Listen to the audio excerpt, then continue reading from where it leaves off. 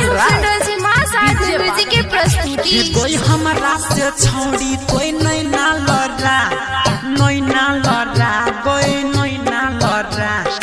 हमारा से छोड़ी कोई नहीं ना लड़ा, कोई दिल में बसा। शॉपिंग तोरा हम कराई देबो, आपन कनिया बनाई लेबो।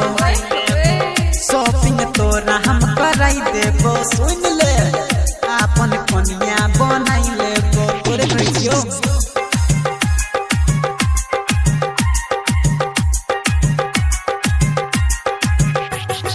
डीजे बादल राज, डीजे बादल राज।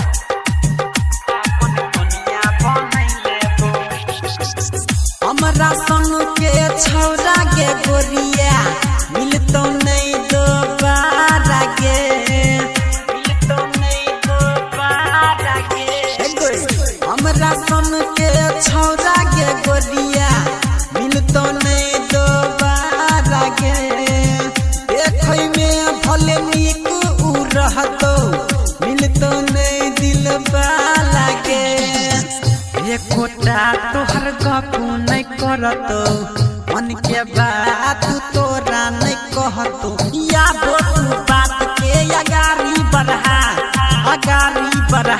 गे अगारी बढ़ा।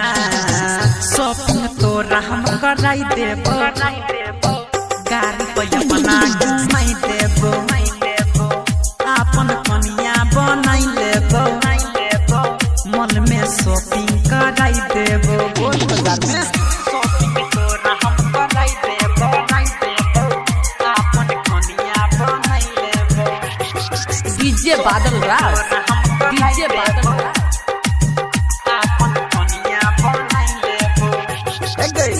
आइने का आइल सुनै गे छौरिया, हे तो हर शादी गए, हे तो हर सुन ले।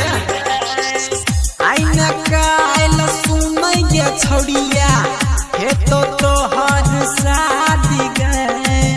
मिल जतो गजबिया साईं जे, जिंदगी हे तो बर्बादी गए।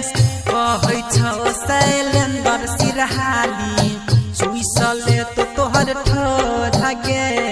गायक रंग की सुन के लभर बना,